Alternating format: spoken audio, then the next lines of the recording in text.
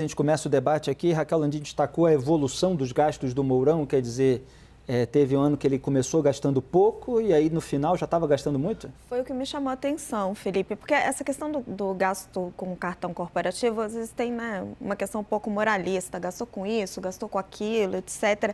Mas a evolução, a linha do tempo dos gastos do vice-presidente é que chama a atenção. Por exemplo, na comparação entre 2019 e 2022, os 4 anos de mandato, os gastos dele subiram 280%. A inflação no período foi de 26,9%.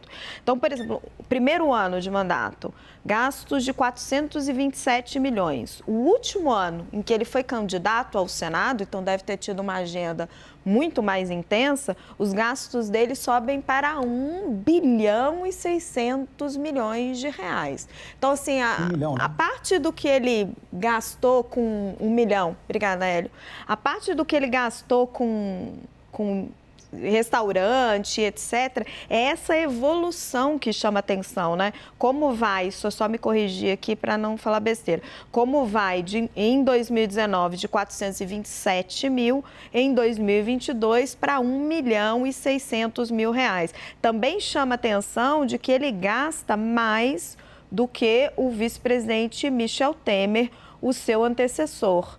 O vice-presidente, né, na época vice-presidente de Dilma, sempre manteve os seus pagamentos abaixo de 1 milhão. Joel, sempre me chama atenção nesse assunto, do qual trato há quase 20 anos. Tem artigos meus publicados sobre cartão corporativo do Lula, da Dilma, Temer, Bolsonaro. Agora a gente está lidando com a equipe do Bolsonaro, no caso o vice-presidente da República. É a falta de limites e de critérios. Deveria haver mais. Exato. E, no entanto, apesar de toda a repercussão negativa que cada revelação sobre cada presidente traz, a gente não vê mudança. Exato, Felipe. Acho que você tocou no ponto e é o ponto que nos permite evitar esse risco de um simples moralismo, né? De dizer, gastou isso com esse valor com um restaurante ou com uma carne, eu não sei o quê. Sim, às vezes descamba para um mero moralismo que não leva a nada. Mas, por outro lado, por que é tão difícil para as autoridades brasileiras, e não é só o Bolsonaro, embora também ele, não é só o Mourão, embora também ele, porque é tão difícil separar as coisas? Porque diversos gastos, que alguns foram obviamente pessoais, outros foram obviamente de campanha política, você está pagando quentinha para milhares de militantes numa motociata sua, isso é um gasto, não é um gasto da sua função de presidente da República, isso é um gasto numa campanha política. Tudo bem que é um valor perto do orçamento do Estado brasileiro, é quase como se fosse nada, mas mesmo assim, num momento em que a gente vê que se cobra cada vez mais ética em todos os setores da sociedade, especialmente no governo, no momento em que a gente vê todo mundo falando como não sobra dinheiro para nada, como a gente tem que apertar os cintos, como tem que cortar gastos, por que é tão difícil para as nossas autoridades fazerem esse esforço para si? Eu não acho que nada disso vai resultar em prisão, nem sei se precisaria ou talvez ressarcimento aí de algumas contas injustificadas, mas é mais do que isso, é uma mudança de mentalidade que precisa ter nas lideranças políticas do Brasil. Você não fica gastando um cartão corporativo, que não é seu, não é sua conta pessoal, não é sua conta de campanha, você não fica gastando ele para essas finalidades. Enfim, talvez a gente vá precisar de punições para ver isso mudar, mas o ideal seria que não precisasse chegar nisso. É a mistura do público e privado, né? Parece que eles não recebem salário. Mas você não tem salário, já não é rico, salário. Você já tem dinheiro. Isso tem um nome, Raquel, chama patrimonialismo, né? Essa indistinção entre aquilo que é público e privado e é o tratamento daquilo que é público como se fosse privado. Não se leva em conta o interesse público, né? Exatamente. O que o Joel está apontando é que o natural, o certo, né? O certo, né? Não é o natural para os nossos políticos. O ideal. O certo, o ideal seria que eles próprios tivessem uma autocontenção. Como não tem, talvez seja necessário você regular para ver melhores limites e critérios. Sim, a gente está cansado, né, de bancar essa vida nababesca dos nossos políticos, porque, na verdade, é o dinheiro que sai do meu bolso, do seu bolso. Talvez se tivesse que sair do bolso do próprio Mourão, será que ele comeria na padaria francesa? Será que ele iria no mercadinho gourmet? Será que ele se hospedaria nos melhores e mais caros hotéis de São Paulo, do Rio, enfim, por onde ele passou? Não, ele tentaria colocar ali dentro do orçamento o que é ético, o que é possível, mas é dinheiro do povo, é o nosso dinheiro que está em questão. Então, gasta-se por conta, né? Põe-se o pé na jaca, como se diz. Né? A gente está cansado de ver isso, eu não me canso de me indignar, eu não me acostumo com essas coisas. A gente fica até sem argumento, mas o que esperar? A gente espera de políticos, de quem está no poder, de um vice-presidente da República, a gente espera o exemplo para que a sociedade siga ali, e não esse tipo de comportamento, como eu falei, nababesco, que só leva ao descrédito da classe política. É isso que acontece, né?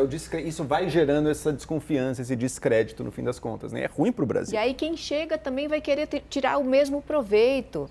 Né? E outra coisa, eu acho que... Se todos tiram, aquela velha desculpa, Exato. Né? E outra coisa, esses gastos milionários do ex-vice-presidente atual, nosso senador da República, né, foram feitos numa época em que o brasileiro estava disputando ali pedaços de ossos no descarte do açougue. E ele comendo o quê? A carne mais nobre, gastando nosso dinheiro com o quê? Com padaria francesa, com mercadinho gourmet. Ó, paciência, senhor Mourão. O Hélio, quando se trata de esquema de corrupção, que não é o caso aqui, deixo claro aqui a distinção, sempre me ocorre uma comparação com o batedor de carteira, né? Porque o batedor de carteira, ele passa correndo, puxa aquela carteira, ele se arrisca, evidentemente, porque ele pode ser pego ali, e ele vai embora e ele rouba, muitas vezes, uma quantia grande de uma pessoa só. E essa pessoa, evidentemente, fica muito irritada, ou corre atrás dele, ou se desespera com medo, ou chama a autoridade policial, etc. Quando os políticos roubam mesmo, desviam dinheiro, esquemas de corrupção, lavagem de dinheiro, peculato, é como se, muitas vezes, eles roubassem carteiras de milhões de brasileiros. Mas aí são pequenos centavos de cada um, é tudo muito diluído, é tudo muito pulverizado, ninguém sente diretamente, está lá no Tesouro Nacional, é o dinheiro que já pagou no imposto. Então, isso faz com que eles fiquem mais à vontade para delinquir nos casos dos delinquentes, nos casos dos criminosos. Mas essa sensação que os criminosos têm num grau acima, porque eles recorrem à ilegalidade, muitos políticos, de acordo com as regras que eles têm a seu dispor para exercer esse patrimonialismo, parecem embutidos desse sentimento também, de que, isso aqui não é nada. O Joel pontuou, é um valor muito pequeno perto do orçamento brasileiro. Então o sujeito se sente à vontade ali para gastar naquilo que ele quiser, sem tirar do salário dele. Porque tirar do salário dói, mesmo quando é pouco, né? Quando é do seu salário, porque você sabe que você trabalhou o mês inteiro e tal para conseguir aquele salário. Então você pesa, né? Mas se é um cartão extra que vai além do salário, o sujeito torra. Felipe, é isso mesmo. Você fez uma explicação brilhante do que na ciência política se descreve como benefícios concentrados numa pessoa só e custos difusos na sociedade, né? Isso é, em geral, um problema para quase todo governo, que significa que não significa que não tenha solução, ao contrário, quando você traz a decisão mais próxima do povo, mais próxima do município onde ele mora, os custos ficam mais fáceis de ser identificados e, portanto, a pessoa fica mais constrangida a fazer isso, porque esse ladrão divide em menos pessoas, né? Então, Felipe, mas o que eu queria fazer um ponto aqui é que o que facilita esse escândalo que a gente está falando aqui, que eu concordo com a Raquel Sherazade, que é um escândalo, é a falta de transparência, Felipe. A facilidade com que o governante da vez, pode estabelecer sigilos de 10 anos, de 30 anos, até de 100 anos. Né? Veja, eu entendo que possa haver um ou outro gasto que possa representar um risco de segurança para uma figura pública, mas você pode revelar isso depois de 3 meses. Divulga, pô. E a gente deveria tornar isso obrigatório. Cartão corporativo, que é um troço que o cara vai lá e gasta, que deveria ter o maior controle possível por parte da população, porque ele nunca sabe qual é o valor, certo?